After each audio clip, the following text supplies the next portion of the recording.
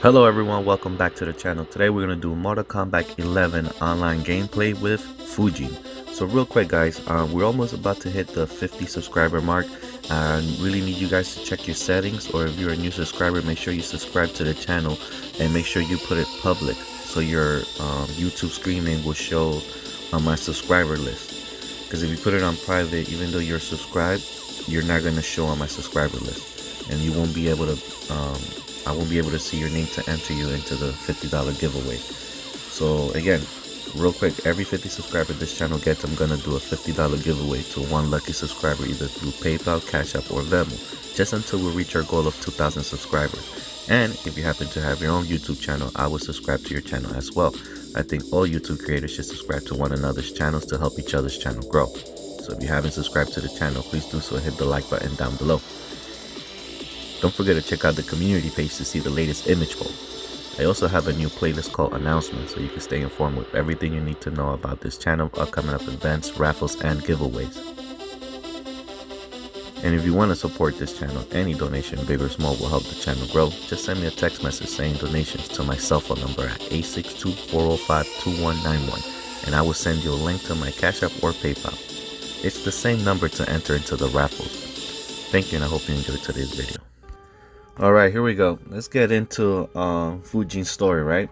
So it says here in his bio that Mortal Kombat 11, the god of wind, Fuji serves the elder gods alongside his brother Raiden as the protector of Earthrealm. A fable and lighthearted, he adapted at inspiring people to imitate the capacity of goodness and heroism to conquer the forces of hatred and tyranny. Fujin believes that the Earth realm is the best days are still yet to come, and he fights to ensure to bring that bright future. Now in the storyline, it says here in Mortal Kombat 10, in Raiden's Sky Temple, the Wind God expresses his hesitance and discomfort towards Raiden using one of the Komi Dojo's daggers to invoke blood magic to gain visions needed to find the demon loose in the Earth realm. As Raiden is overcome by the power of the dagger, Fujin is also bombarded by the blood magic and released. Fujin is revealed to have been injured from the blood magic and is healed by Raiden. The Wind God asks if the price was worth the cost of their injuries. Nothing, the Raiden's cut arm has not healed yet. Raiden demises the wounded and helps Fujin onto his feet before telling him of his vision. So it wasn't worth the cost, but I guess it kind of is, because it worked out. He was able to get the vision, but this reminds me of some Full Metal Alchemist type thing, you know? So Raiden reveals the Fujin investigation of the Netherlands borders of Quan Qing, possible involvement in the corruption of the Kamidogu. Now, after the lengthy absence of Fuji returns to the Earth Realm and the Sky Temple for the Nether Realms, flying into the temple with the wind currents, he finds Raiden in the Jinzel chamber.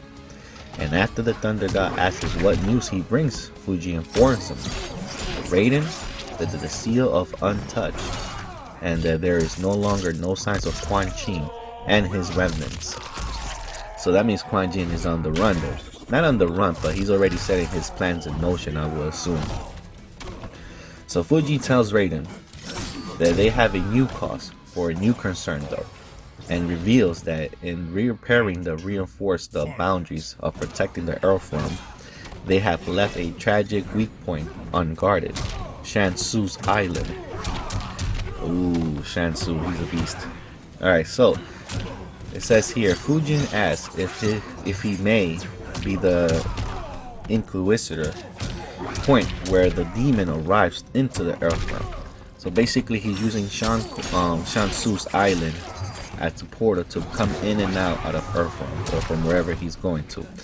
So Raiden suggests that they go. Fuji tells him that he already attempted but was repelled by the power shield spell, similar to Raiden's own retained seals, letting the implications hang in the air. Fuji questions Raiden if there is something he needs to tell him. Like, yeah, he feels like he's not telling him the whole truth. Like, yo, are you hiding? I need to know everything if we're gonna go through with this. So, as a horrified Raiden attempts to enter the Jinzil, but is yet rejected, much as Fujin shocked. Fujin believed that he was able to get in.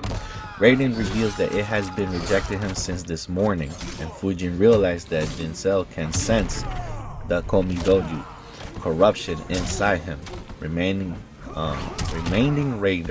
Raiden that he warned him against using it. So they're talking about the blood magic, the dagger that he used.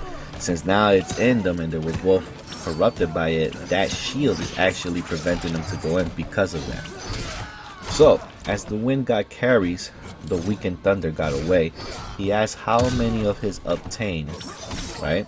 And Raiden reveals that only 3 before telling Fujin they must be determined in Kodoton Kang is their ally if Sonya Blade and Johnny Cage still in Outworld. Before Fujin can help Raiden, the Thunder God is possessed once again and attacks the Wind God, impaling him on a wall with a Nagita before he leaves the Sky Temple. And with the Komidogo, which was the dagger, Fujin is barely unconscious with the Takeda. Returns telling the boy of Raiden's possession before informing him that if the Jinzil will heal him, all the while telling Takeda they must stop Raiden, who is not in control of his actions. Almost like in Mortal Kombat 11. Once he killed that guy, bro, he went on down a different path. So it says here, Fujin is taken to the Jinzil chambers, and their life force of the Earth Realm heals all his injuries. Oh, that's good. And then restores him to full strength, while Takeda asks if he is feeling better. Fujin reminds the boy he has experienced the Gensai's effects, and boasts that he could tear down a mountain after feeling their strengthening effect. When Takeda begins to talk of a following raiding to the Shansu Island, Fuji quickly stops him, thanking him for aiding him, but makes it clear he is not going to the island. Fuji tells Takeda that if Raiden's absence, protecting the Jinzil is now his responsibility. When Takeda tries to remind him of the stolen Komidogu, which I believe is the dagger, Fuji writes the dagger off as being in enemies' hands.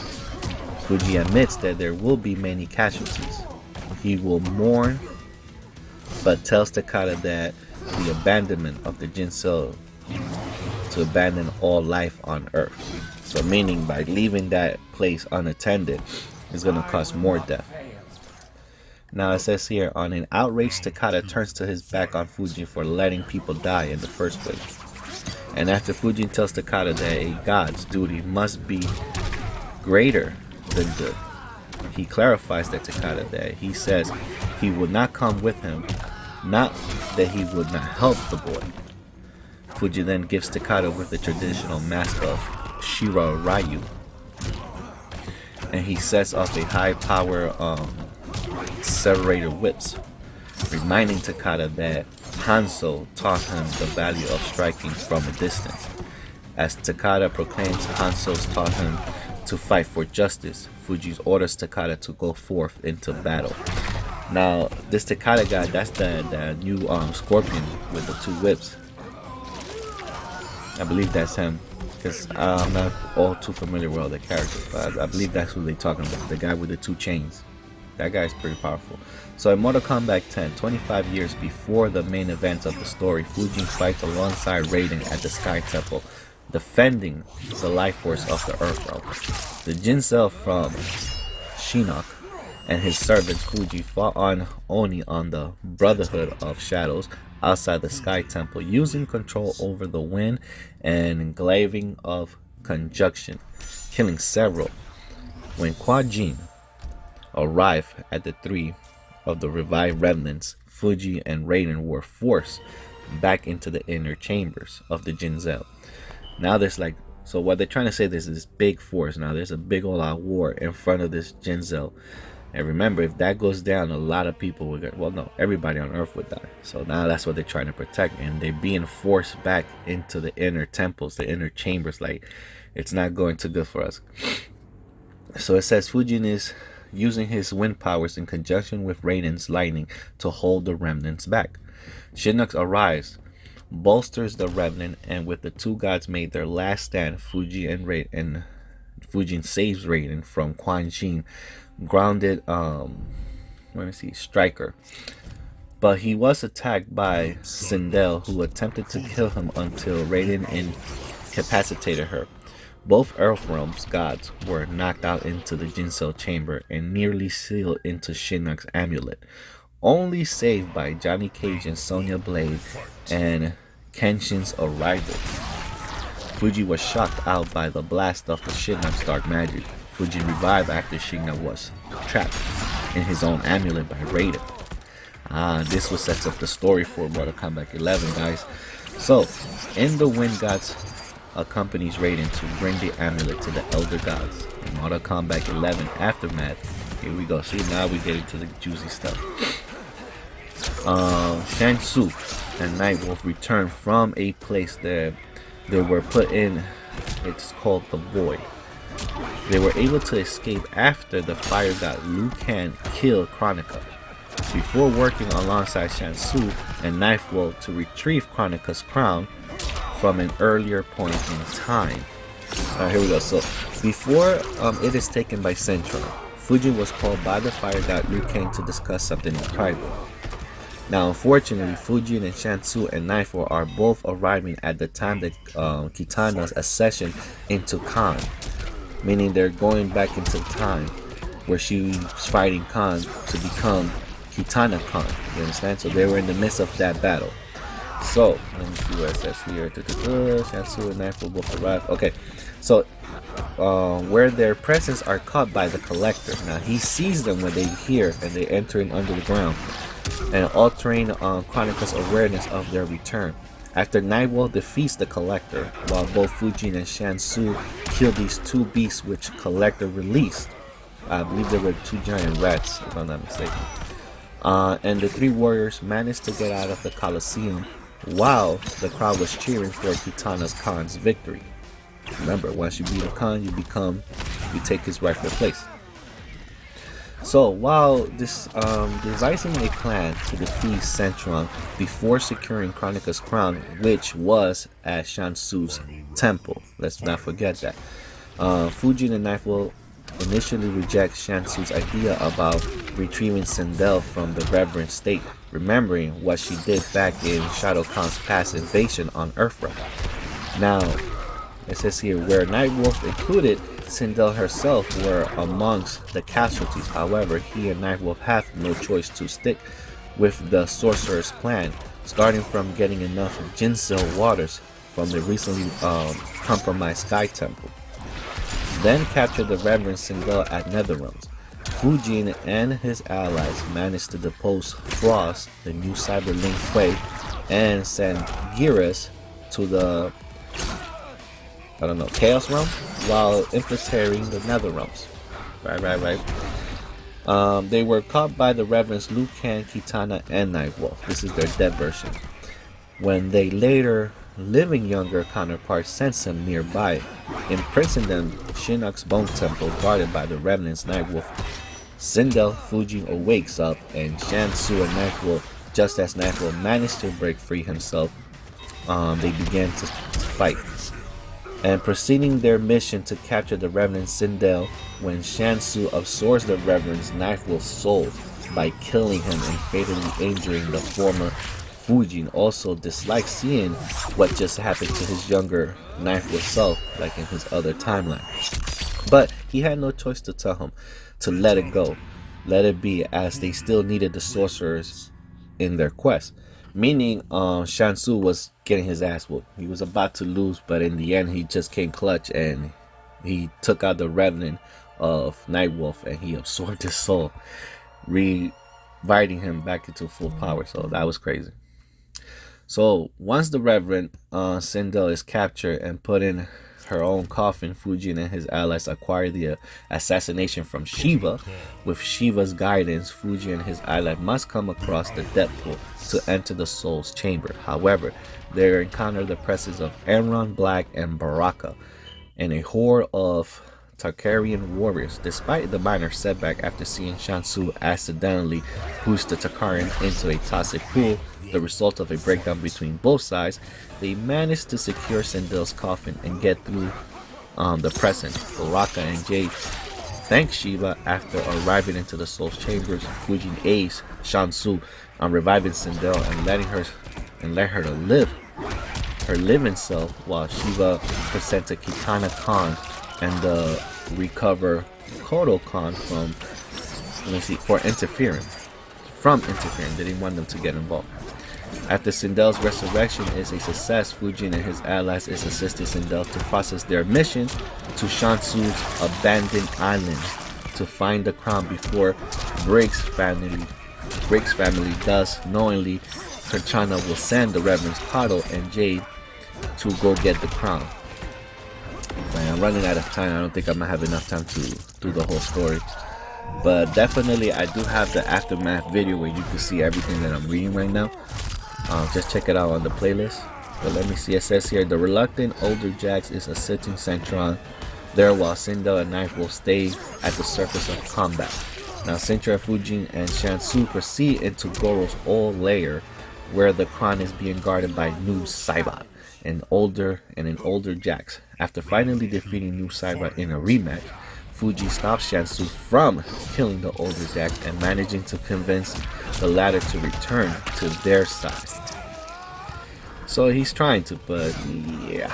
With Centron is the only one left, Fuji and his allies use their combined power to surround and overpower her, sending her back to Chronica and the family securing the crown. But it says here, Nightwolf and older Jax return to Jackley and the younger Jax, while Sindel returns to Kitana Khan. Fujin and Shansu immediately go after the Fire Guardian to give the crown to Raiden. For Raiden and Sub-Zero and the past Scorpion believe that Shansu has tricked them. Alright, yeah, definitely right on the time. I want you guys to see Fujin's ending in Mortal Kombat 11, so I'm gonna stop it right here. But stay tuned, watch the ending of Fujin. Thank you for watching. I'll see you guys on the next one. Fatality. Fujin wins.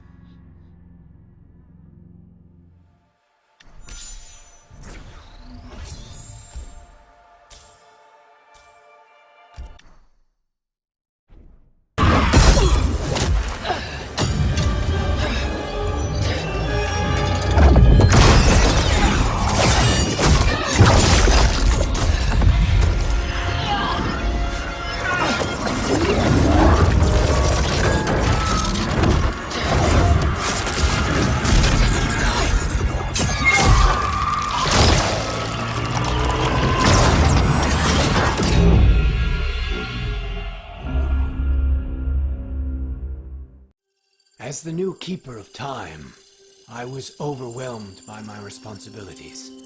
Who was I to design the destinies of mortals? As their protector, I had spent eons safeguarding them. But while I had grown to appreciate mortals deeply, I understood precious little about their daily existence. So I used the hourglass to live hundreds of thousands of lifetimes, to span the possibilities of realm, race, gender, and faith. Most importantly, I learned the simple joy of ending each day in the warm embrace of family. Humbled by my new wisdom, I bend the arc of history, not to my will, but to the service of those who must live it. While it is beyond my power to guarantee outcomes, I will give mortals the chance to have better, more peaceful lives. Don't forget to subscribe!